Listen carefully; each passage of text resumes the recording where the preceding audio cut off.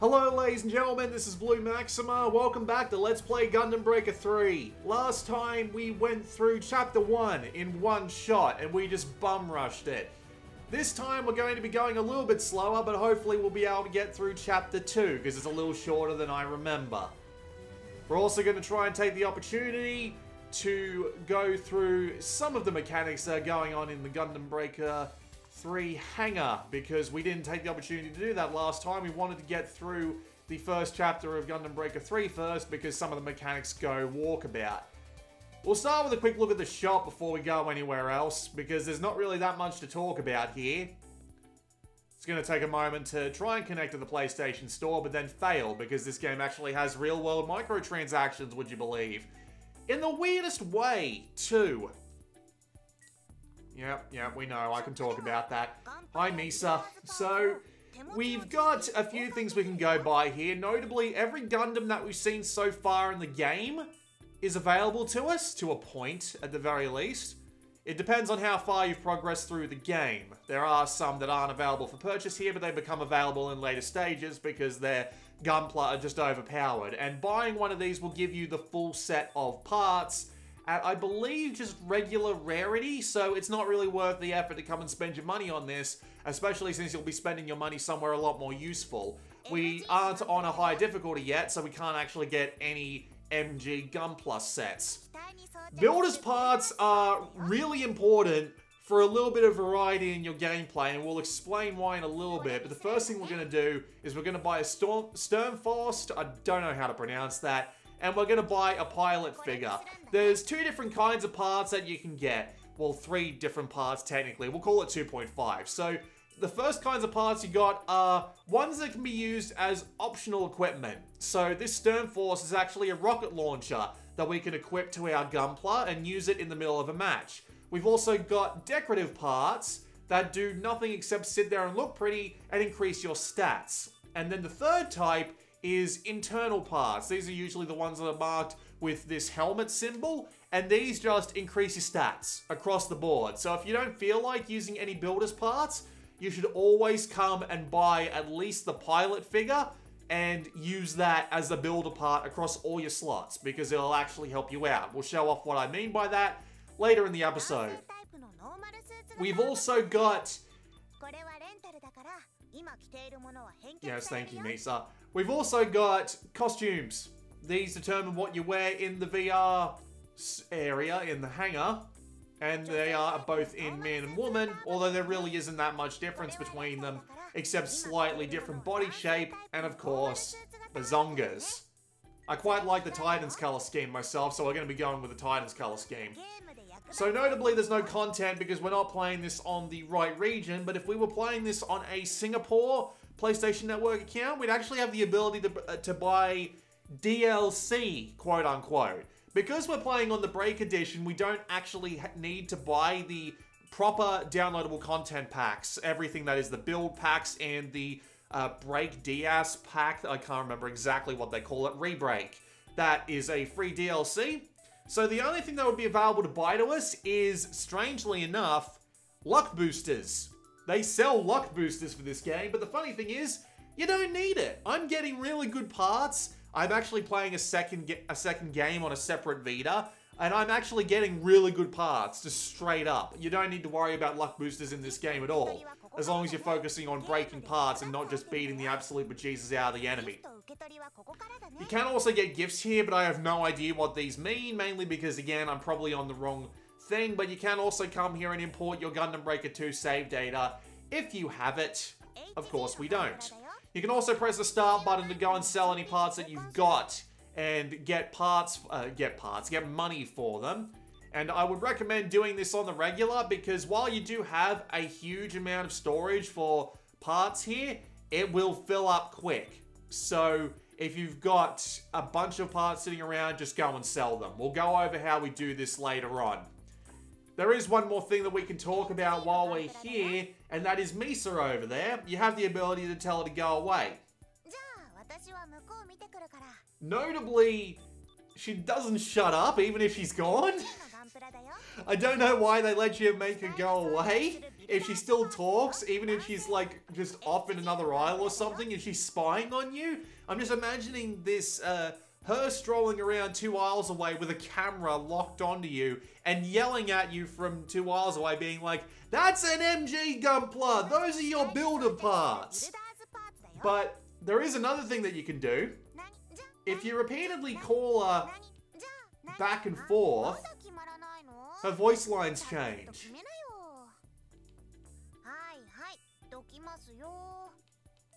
You can keep doing it too.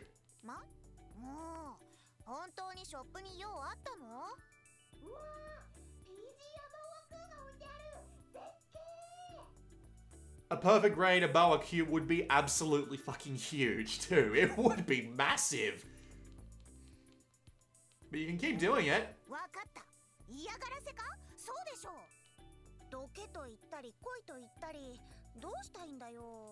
And you can keep doing it.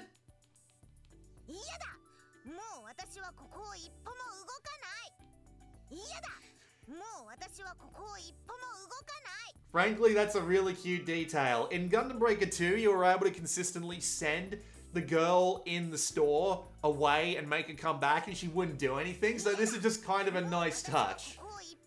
I just figured I'd point that out because most people might not have noticed that if they hadn't been hammering away at the select button. With that said, we've spent 6 minutes looking at the shop, so let's just go pop into the first mission of Chapter 2.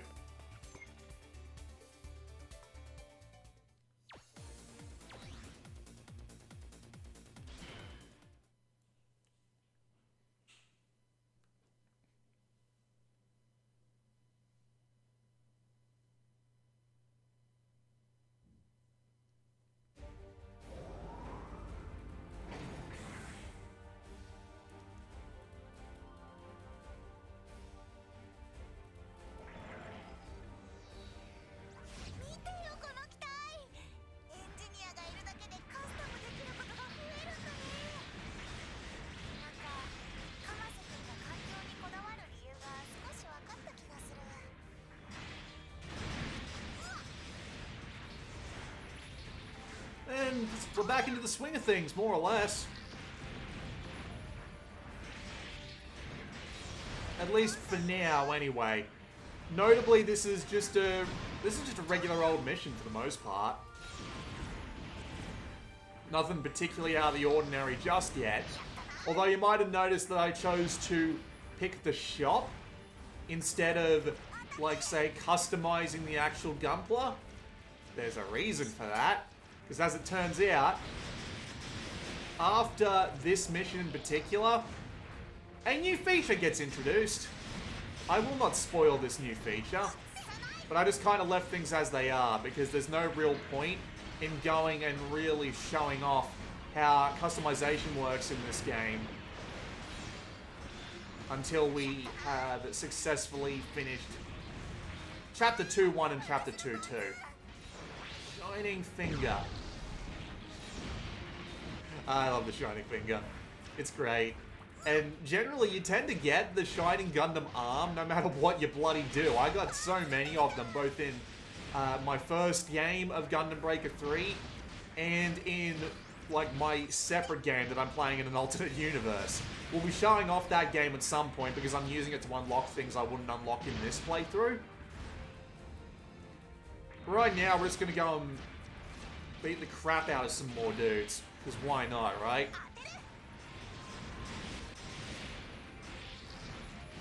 I'm also going to take the opportunity to correct a mistake that I made in the last episode.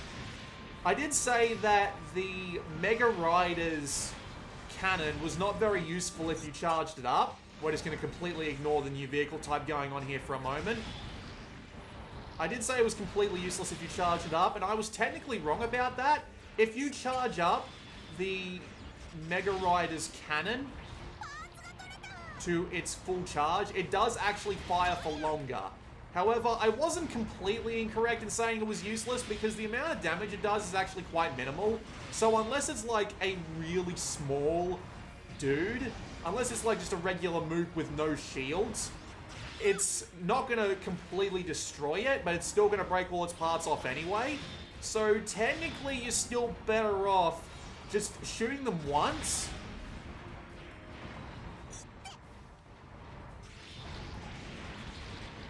Technically you're still better off just shooting the cannon once and then going and running them over. And if they don't go down from the first shot, shoot them again. Because it's still faster than relying on the full charge shot. So, I was wrong, but in a way I was also right. To be fair, I've been playing this game for bloody ages and I still didn't know that about the Mega Rider. Just kind of gets to a, holy shit, okay. Wasn't expecting that. What fucking, what do they call that in wrestling? A DDT? I don't know. I don't watch wrestling that much. Most of my wrestling knowledge is Wrestle Kingdom is awesome, and The Undertaker is the coolest Western wrestler of all time, fight me. That's pretty much what I hear from anyone who watches wrestling.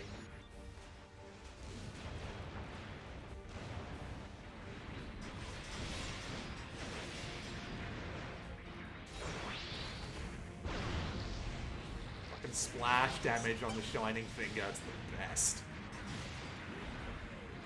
It is 110% worth grinding up EX abilities as soon as you're capable of it. Because having as many as possible to choose from later on in the game will help you out in the higher difficulties. We are playing this on hardcore, and we are getting close to death a few times, but that's mainly because I haven't actually been customizing my gunpla all that much, because again, I've been waiting to show it off. It is also worth showing off how difficult that hardcore difficulty can be, because it still does give you a relatively good challenge.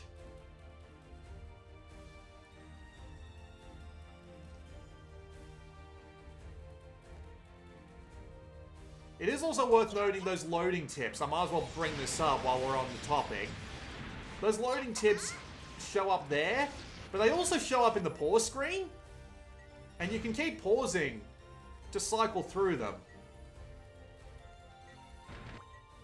It's also worth noting that the localization of this, while notably okay, like, it does the job 99% of the time, and I don't think there's any sort of context that's been cut out of it, or anything along those lines. It's worth noting that some of the localization is not great. There's definitely a few malformed sentences, hard to understand passages, things along those lines. It's not, none of it's in the main story. It's mainly in things like EX ability things and abilities that we'll get to again later on in the episode. It's worth noting though that this is actually sort of a theme with Bandai Namco games that have been localized to English but not released in America. They've been known for being a little bit wonky at best and absolute garbage at worst. There's one in particular that's infamous, and that's the Sword Art Online Hollow Fragment localization for the Vita. It was absolutely terrible, and it was clearly done by the same team that they got on board to do it for the Asian English releases. Just, my god, it was bad. There was not a single line of functional English in those games whatsoever. But there was also that bad in, I believe it was the Super Robot Wars spin-off where they have nothing but the original mechs. I can't remember the exact name of it, but it was one of the PS4 games where they did that, and it was absolutely god-awful there too, and it made it actually kind of hard to understand the story. Although, thankfully, after a couple of times with those fellas in charge, someone got fired. And someone must have been fired, or they were told, shape up your work or you're getting fired, because they did manage to mostly fix it. I mean, the absolute majority of this game works fine in terms of its English localization. Just some of it is a little off. And I mean, if it means getting Gundam Breaker 3 in English in any sense of any shape or form, 110% worth it.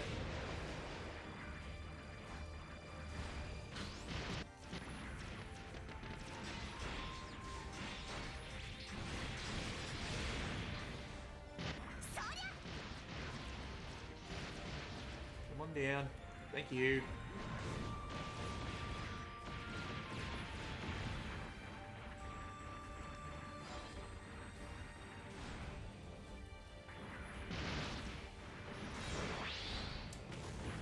What a miss. What a miss. Right there in front of me. Could not get him to save my life.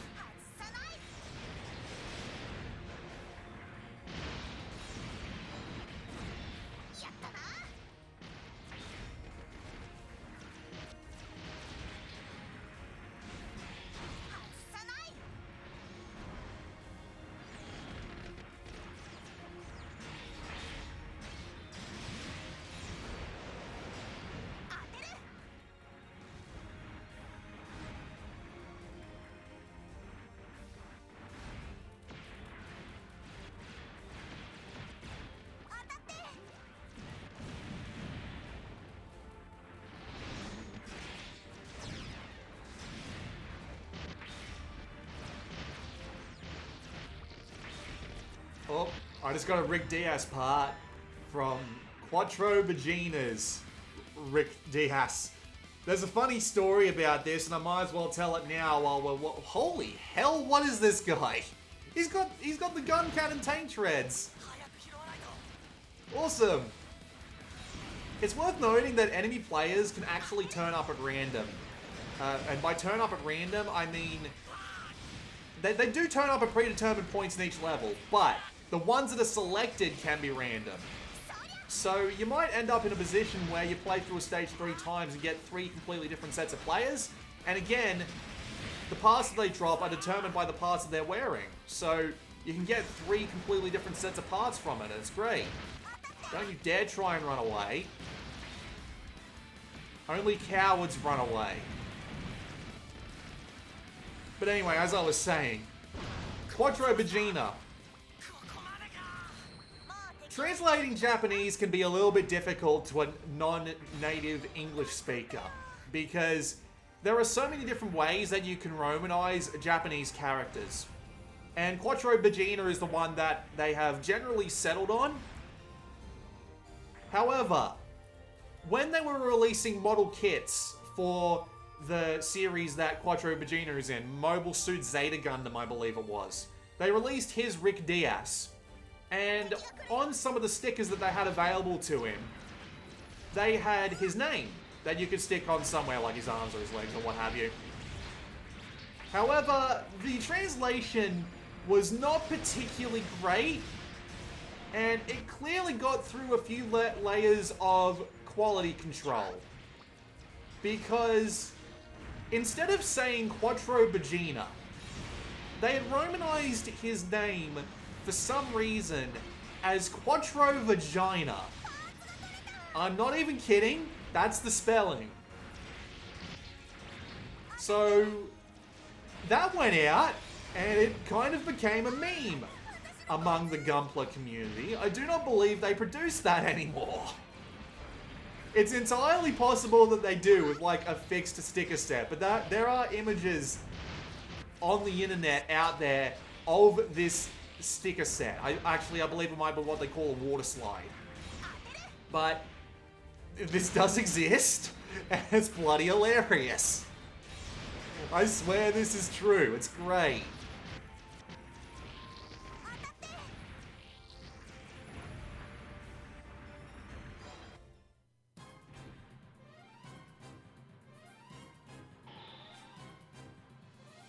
Gotta love how the music kicks on. It's one of the best parts of these games, because they did get all the proper music, because it's not like a licensing nightmare to make these games in Japan as it would be in the States. So they've got all the bloody music in there, and all the music just starts up. It's always great when the unicorn comes down and the choir starts up. Because Unicorn had well, to be fair, Unicorn was great in almost every way in terms of his presentation, but his music just hits home.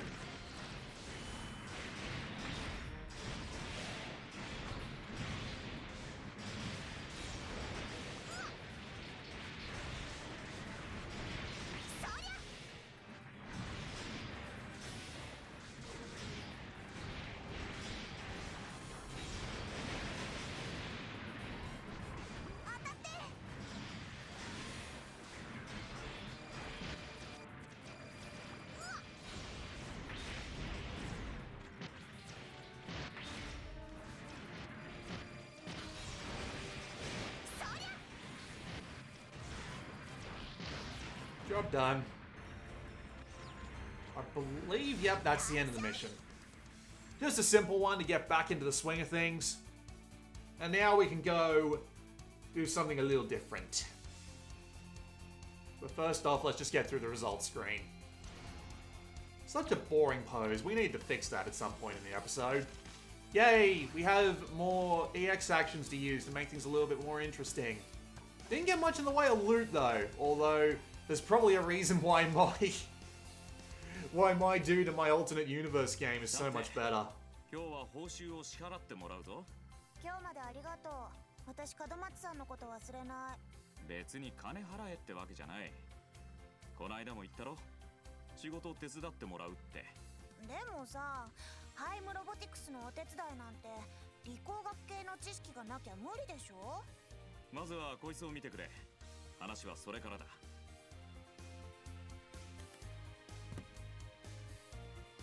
おお、ナイトガンダムだ。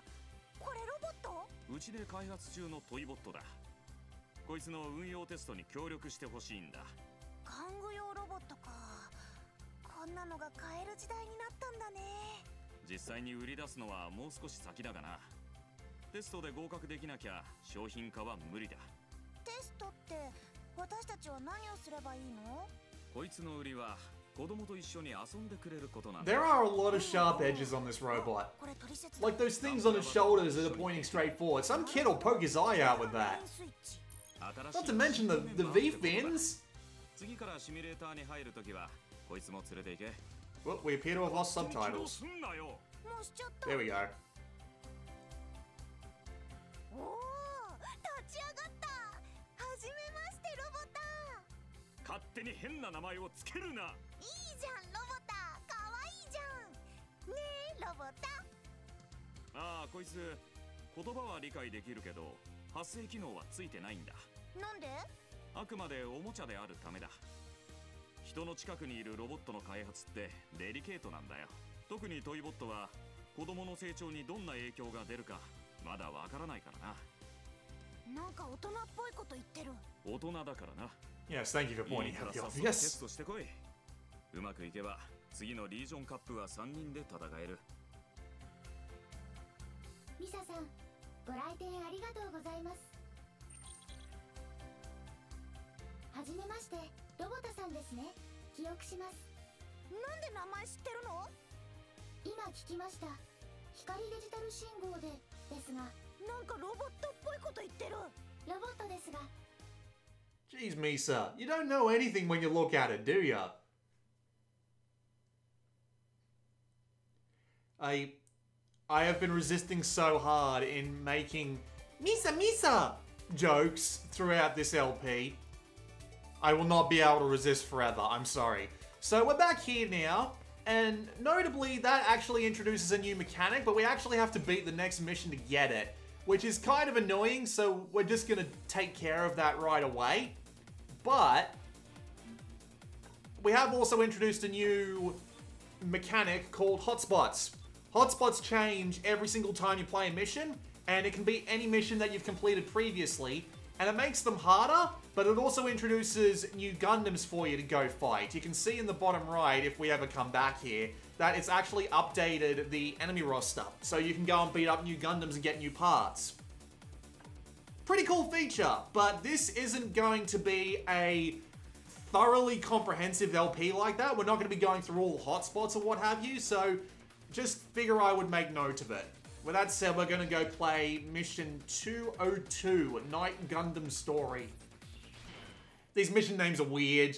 I'll try and point them out whenever they're funny or notable, but for now, we're just going to get into it. We'll actually go and check out the hangar properly once we've done this mission, because it actually unlocks something relatively important once we're done here. Also, I'm going to shut up because this guy actually has a voice now.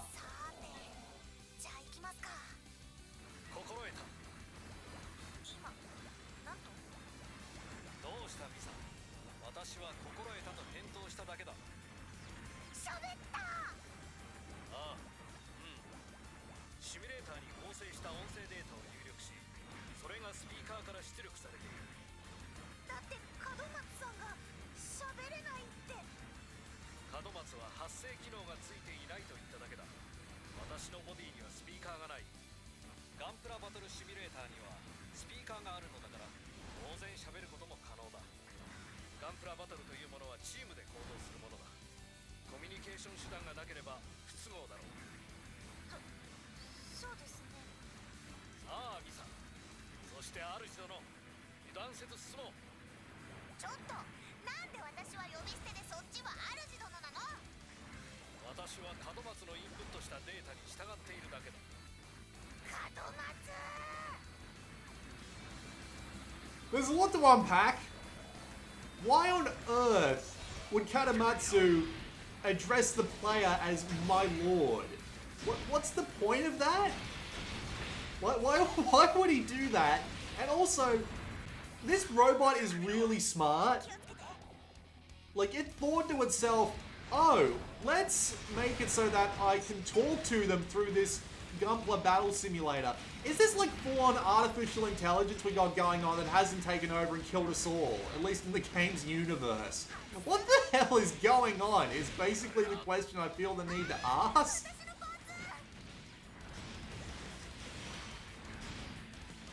Oh, hang on. Let him drop, get the execute.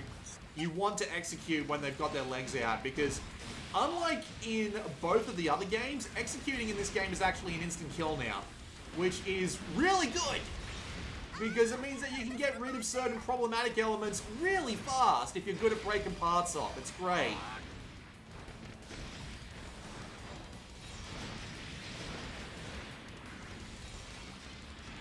With that said, it's still impossible to make it so that these guys don't buff themselves when all their teammates are dead.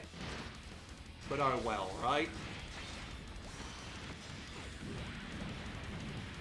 And those giant bazookas look really satisfying when they fire.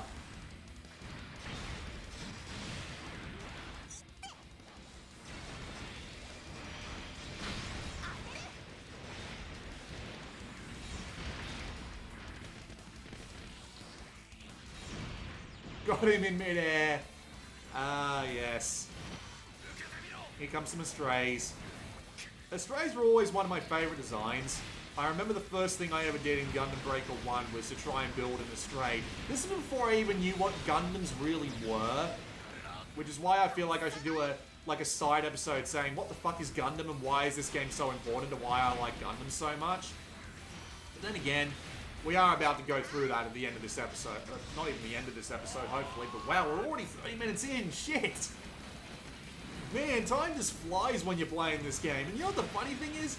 I literally just played through this segment of the game a day ago on my alternate universe game. So, it is... I don't know why I enjoy this game so much that I can play 2 save games of it simultaneously and still not be bored. I also just kind of like this environment. I don't know what it is about this environment in particular, the sort of Japanese backyard thing with, I assume that's a sakura tree? I could be wrong, I'm not very versed on this, but it looks very, like, old-style Japanese with the sliding door, the Zen garden, the little porch you got up there. I feel like looking for a pair of slippers every time I come to this, but I never see them. But it's just a really nice environment. It looks great, it's got a lot of detail, and it's fun to fight Gunpla in. Get lost in the rocks, just fight in the middle of the square, or levitate up, or levitate, boost up onto the porch there and give yourself some breathing room. Either way, it's a really nice environment. I wish there were more of just like these like standalone ones that weren't just like circles in the middle of nowhere. Excuse me. Come on down.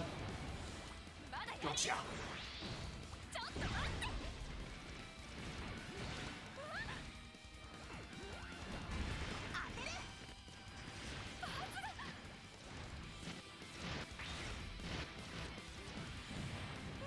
Yep, just keep her in the air for as long as possible. The AI can't get their parts back until they land, so just keep them in the air for as long as you can, and they'll just be helpless. It's great. Also notable that their stagger doesn't actually come back until they hit the ground as well. So yeah, you can just... if you want to do a build that's nothing but air juggling, you can do that, and it's totally worth it. If you just want to be just constantly screwing over the enemy.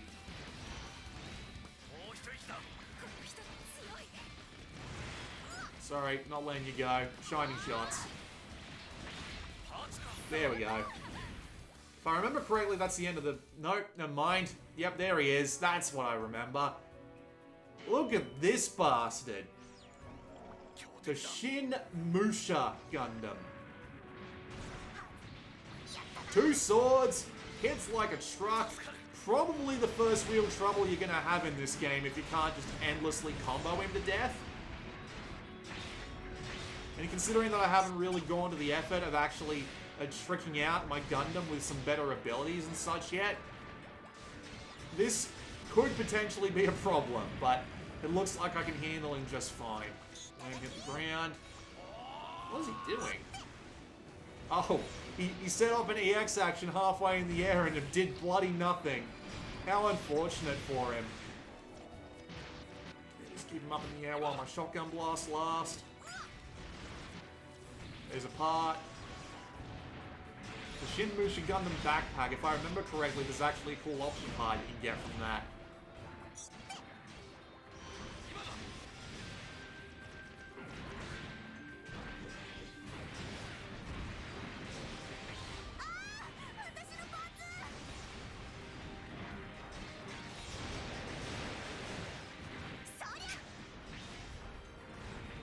Camera was not helping me out there, but this might. Oh, no, I don't have a burst EX action applied yet. Okay. Damn. The Tanagashima. Yes, they do literally let you use the old style bloody single shot pistol as your ranged weapon. It's great.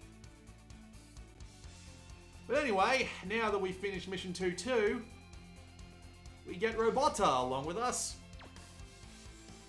And that does actually unlock some neat mechanics that we can go use. Look at that, we've even got an EX action if we set that backpack. We might do that, depending on what we have available to us. シミュレーターのスピーカーで喋るとは想定外だったな。ヒアリング用の言語データベースを利用して音声データを合成するとは。勝手にやってたってこと？ ここまでできる AI を作るなんてさすが。 He's so impressed with the shit he created. How did he not expect it to at least develop speech? なんで喋れなくするなんてかわいそうだよ。ほらな、必要以上に感情移入しちゃうだろ。例えは悪いが、こいつが車にひかれそうになった時、持ち主が助けようとしたら困るんだよ。言いたいことは分かった。でも。 だが確かにガンプラバトルでコミュニケーションできないのは不都合だな。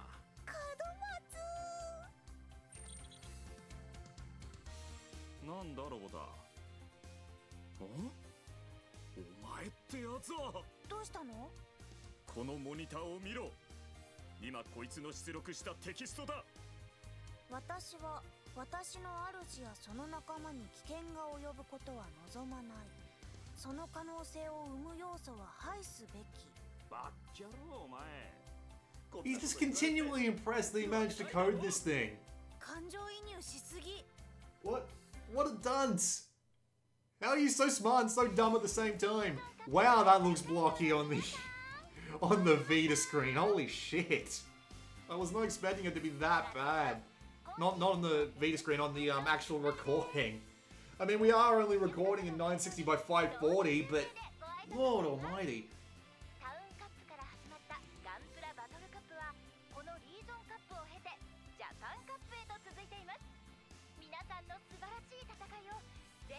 So yeah, this is basically just telling us we've gone into the we've gone into the actually tournament part of this chapter. Gigantic stone Zaku head of all things. 20カ所もやってんだぞ、日本だけで。絶対に負けられないわけがある。ああ、まあそうだな。来年にはあの商店街なくなってるかもしれねえからな。そんなこと言うな。おい、なんで負けチームのあんたがここにいるんだよ。誰この子？門松の娘さん？俺は独身だ。こいつは望月って言ってな、サナリメカニクスのエンジニアだ。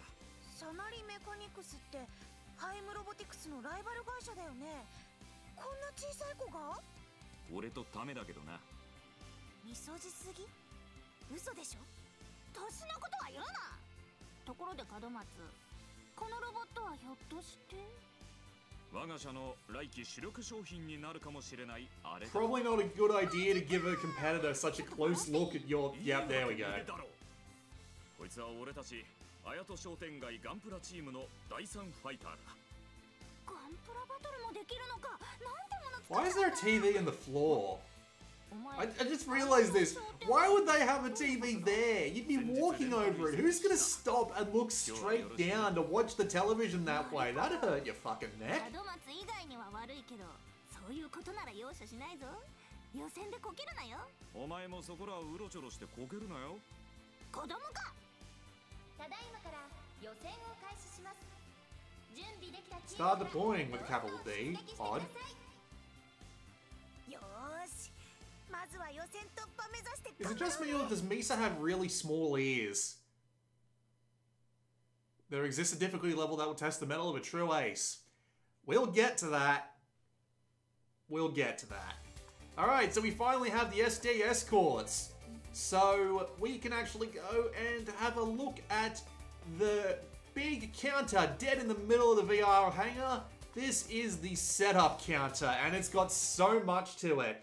We're only going to be going through the assembly for now because we really need to get our Gundam upgraded, otherwise we're not going to stand a chance in the next few levels. So it's about time we talked about how building Gunpla works in Gundam Breaker 3, and I do apologize, this section is going to be long, but this is a Let's Play. I'd feel bad if I didn't talk about it.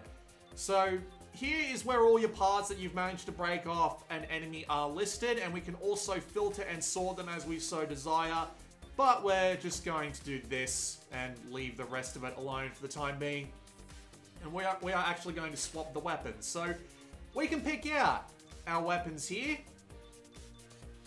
and it's recommended that we pick some good stuff. Cool. And we can also replace our individual parts on our body. So we've got our head, we've got our body. Do we even have anything that's like not white here? I sound racist, but it's true. We can also tap here to see what everything is a little bit more up close. We have the ability to self-destruct.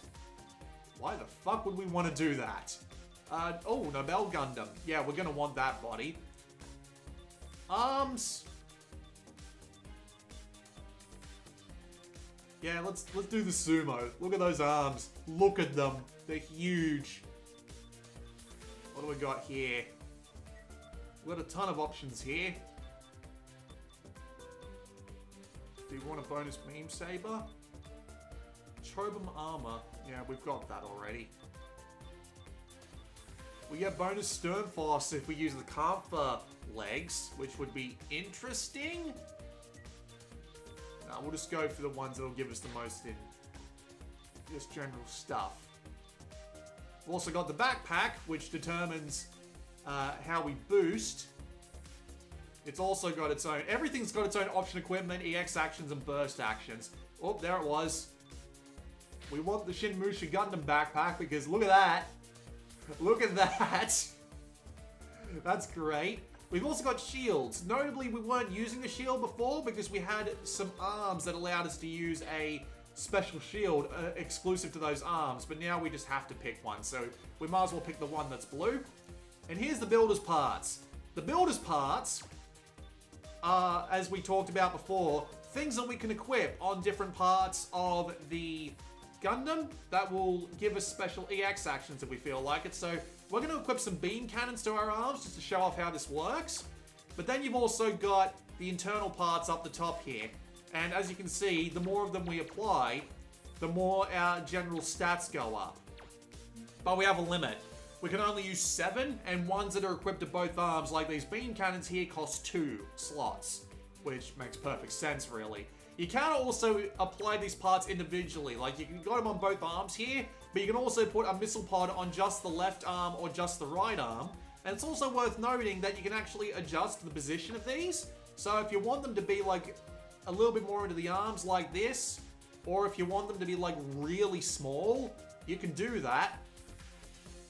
And it doesn't even affect how viable they are, although adjusting the rotation can cause that. You can also choose different positions as well. So I think we'll just leave them like that for now.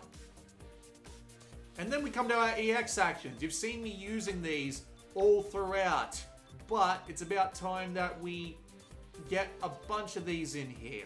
So EX actions are very special in that some of them can only be equipped while you've got certain things equipped. Like, for example, usable when equipped double rifles. So we can only use them while we've got the rifles equipped that we've got right now. Or there are some that are usable all the time, like the armor repair.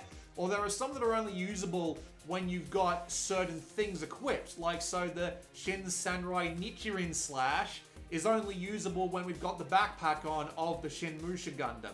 I'm also going to go and actually... Do I have those God Gundam arms? I think I need to put those back on. The Shining Gundam arms, I should say. Hang on, I'm going to have to sort these by name. There we go, Shining Gundam. We're going to put those back on for now, because I want to actually use those as part of a demonstration. We do also have access to a burst action. You get two by default, Burst Resurrect and Burst Breaker. Burst Resurrect brings back everybody, and Burst Breaker is just a cool little attack. But of course, you've also got special ones that you can use if you've got certain parts equipped. And these are all special things from the Gundam the Gundam series in question, like the Shining Finger Sword, for example. You can also come down here to equip all of your different option equipment. You have to do this, by the way. You can't just like assume that the game will know that they're there. You have to actually equip them. You can also change how you move depending on what legs and backpack you've got available to you, but we'll worry about that later. So you might wonder to yourself, okay, I use certain parts to equip certain abilities. Well, when you get these skill proficiencies up, not only do these special abilities become a little bit more powerful, you gain the ability to equip them no matter what you've got equipped. So, say I want the Shining Finger. Say I want this to be usable with any part. If I use it enough and get the skill proficiency up to its maximum, I can equip this with any arms. I have to use the Shining Gundam arms in order to have it available initially, but once I get it fully proficient, I can use it anywhere. This is one of the reasons Gundam Breaker is so great, but the other reason is just how much you can customize your particular weaponry. So, if I hit the square button here, we open up the merge menu, and the merge menu lets us see a bunch of different options. Derive Merge is something that we're not going to be doing for a decent amount of time. Basically, the idea is you can use this to build different kinds of parts, but you need certain parts available to you in order to do that. So if I want to make the Turn X Gundam, for example, I need extra Sumo, Kapoor, or AC Guy arm parts, but I don't have that available to me right now. Meanwhile, Package Merge lets us merge a bunch of parts that are out here into the part in question so that it will level up. However, nothing else gets transferred over via it, but we can just use a couple of random arms here and level up the part a little. Good stuff. We do also have Plastic Merge. You might have noticed that we were picking up a lot of plastic as we were going on, and this plastic can be used to level up the individual Gundam parts. This all costs money, by the way. You'll see it down in the bottom left when we go back to continue merging. But the important one, the really important one, is the Pair Merge. What the Pair Merge does is it lets us move these abilities over. You can see the abilities down there in the middle. And these abilities are very special. There are some that are in white here, like for example, your machine's resistance. I assume this means this is just overall the amount of damage that you take. We can merge this into this part. These are just things that you can pick up on random parts. You might have also noticed the cubes back in Plastic Merge. These cubes will let you merge these special abilities into some particular parts. They're exclusive to some parts. Some parts can have some abilities. But it's also worth noting that there are some abilities here that are in orange. And these orange abilities are abilities that are from that part of the show. Like, for example, do I have a Turner Gundam here? I know that ability. Turner Gundam. No Turner Gundam. That's a shame. Alright, let's say the Gesho Nickel Silver Armor. These are abilities that are taken from the series that these Gundams are from. So, for the example of the Turner Gundam that I was bringing up, it has a special technology called Nanoskin, which in the show lets it get some of its durability back. It lets it heal up a bit. In this game, these abilities have actually been given stat effects. And the reason why we're waiting here is because if you wait long enough, there you go. You can see the ability there. And we can merge it in, and suddenly we've got 20% more durability. It's worth noting that these abilities can be duplicated across certain parts. So if you've got an orange ability that, say, gives you 5% movement speed on one part, on your arms for example, then on your legs you've got one that gives you movement speed plus 10%, those actually conflict with each other, and so the highest one is the only one that's counted. You'll only get the 10% out of it. The reason why this is so cool though, is it means that you can take any part whatsoever and upgrade it in any way you see fit. So you want to take like this level 1 Wing Gundam set of arms and then upgrade them, you can do that, because watch this. The Shining Gundam arm is currently green grade, so it gets 5 abilities overall. But what if I want it to be blue grade, give it an extra ability and make it stronger?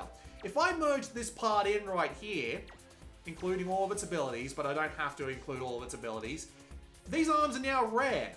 So any part in the game I so desire that I want to add to my build, I can upgrade it, I can level it up, I can merge in any set of abilities that I want, and I can merge in any set of abilities that I want, and when you combine this with, say, EX actions, like, let's say I wanted to use the Shin Samurai Nichiren Slash all the time, but I don't want to be using its backpack. As long as I come along with its backpack and grind it up, it means that I can use any part, upgrade it any way I like, add any abilities to it that I want, and use it as part of my main build with any attacks I so desire. Because remember, weapons and arms are different from each other.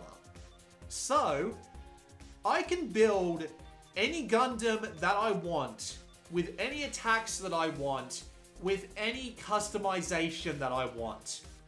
We'll go over the customization a bit more in depth, but we should be half decent. Actually, just before we go, let's make this Heat Hawk just a bit more powerful.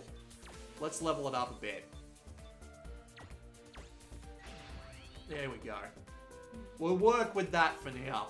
But we can make any build that we so desire. And there is a lot more that we can do with this, but we're actually wasting a fair bit of time here. We'll go over a bit more of that shortly. So let's get on to the next set of missions. Note that I said next set.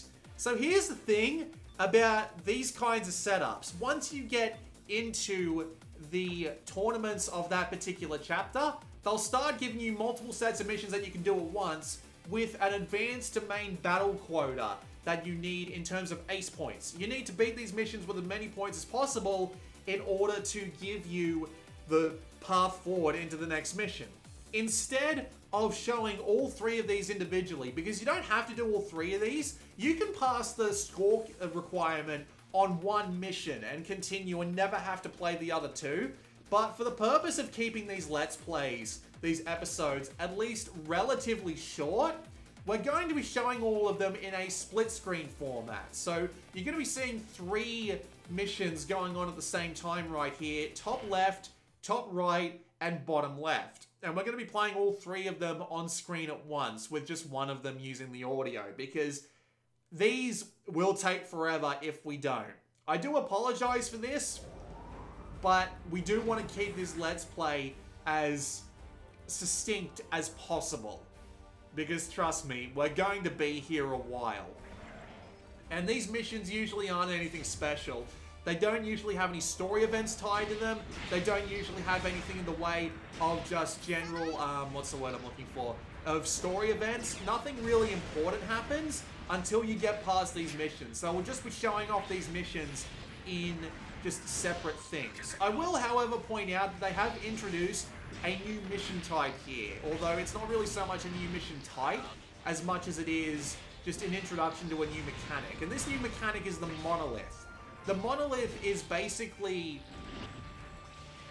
You might be paying attention to the mission on the top left. I'm basically just diving to the left and right now, and it's great. But yes, you might notice that, you might notice the Monolith. And the Monolith is a pretty simple to understand target. It spawns, destroy all the enemies around it, and approach it. If enemies spawn, defeat them. If not, the shield will go down, beat the crap out of the Monolith. That's basically the long and the short of how the Monoliths work in Gundam Breaker 3. I wish it was something a little bit more in-depth. Like, I remember the area raid missions from Gundam Breaker 1. Those would be great to have, and they do, I think they do show up later on a little bit, but for now, at the very least, they don't. And it can be kind of disappointing. I'm going to be taking the same build through all 3 missions so that we won't feel particularly... you won't feel like you've missed out on anything if you're not paying too close attention to this. It'll be the same build all the way through all 3 missions, and then we can customize the build as we go later on. But I might upgrade them. I might just merge in some plastic and make them more powerful if I find things are getting a little too difficult.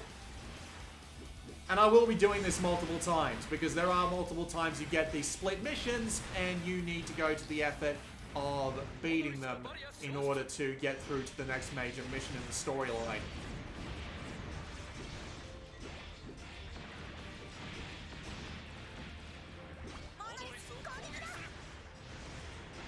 With that said, I'm going to shut up now.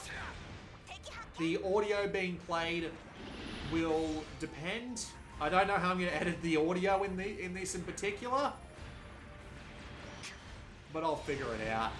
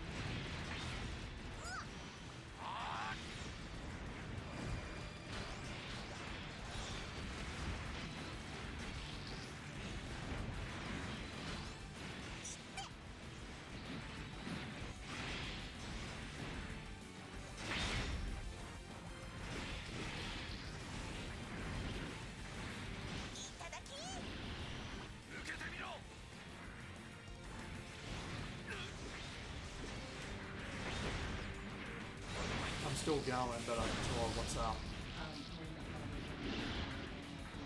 Alright. Yeah.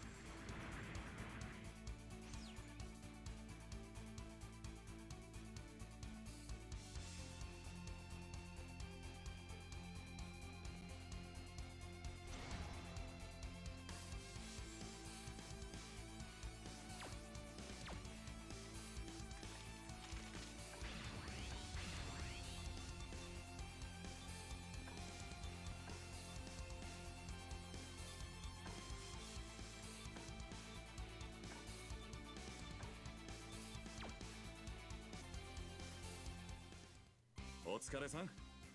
さっきの出撃で予選突破だぞ。本当？やったね。へえ、ちゃんと予選突破できたのか、ヘッポコチーム。本戦始まるまでにセッティングを終わらせとけよ。飯も食っとけ。了解。無視すんなよ。なんだい？この辺で小さい女の子見てないすか？ずっと探してるんすけど。迷子？年は？みそじすぎなんすけど。受付で迷子アナウンスしてもらえ。面白そうだ。ああ、そうっすね。どうもです。やめろ！あ、望月姉さん探してたんですよ。ずっと目の前にいたよ。姉さん視界に入りにくいから。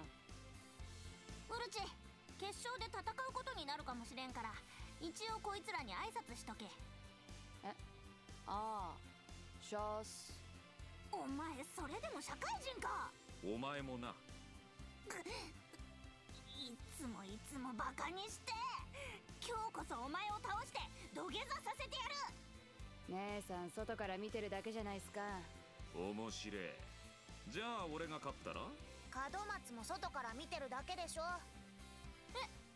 じゃあ今まで私をいじめたことをチャラにする。いらん。大会終わるまでに何か考えとく。それでいいか？いいだろう。試合で会うのを楽しみにしてろ。姉さんって仕事はできるけどアホっすよね。アホだよな。Strangely enough, that cutscene shows every time you beat one of those missions, even if you've already beaten it and seen it once. It's weird. Like, for example, if I just go back to the mission selection screen, we can see that I've got all the points I need. Like, look at the... Oh, I can't even see my high scores. Well, that's depressing. But yeah, you can easily get, like, the 80,000 points you need on either of these bottom missions. And every time you successfully get over it, it just shows the cutscene again. It's odd. But yeah, the recording is currently sitting at 1 hour 45. It's going to be a lot shorter for you because of the 3 missions being played at once. But I did promise these episodes were going to be a bit shorter, so we're going to have to end it off here. But there's one thing I'm going to let you see first, and that is something that's very important, the options menu. Because god damn, there are some important ones here. So you've got the option to change your controls here, but honestly the default set works just fine for me. And including whether or not the camera's inverted. What I recommend you do though is turn down your camera and your aim sensitivity significantly, because not only do you really have to worry too much about lock-on in this game, because, well, you can just immediately tap down to get to your nearest enemy on the right analog stick, but it also helps you aim the vehicles, because the vehicles are a real pain in the ass to aim with the sensitivity as high as it usually is. So yeah, you've also got your sound levels here, being able to turn on voice chat, skipping cutscenes that you've already seen, and the ability to edit your radio chat. And those symbols there are actually customizable. So if you want to have like a bunch of just attack ones on one and a bunch of other ones on the other, or just to combine all of these in a way that you prefer, you can do that. It's pretty useful. And you've also got cross-save, but I don't actually own the PS4 version of Break Edition, so I can't make use of the cross-save, at least not yet, anyway. With that said, though, thanks for joining us on the second episode of the Let's Play. Next time, we'll finish Chapter 2 and show off a bit more of the customization. With that said, this has been Blue Maxima. I'll see you all next time.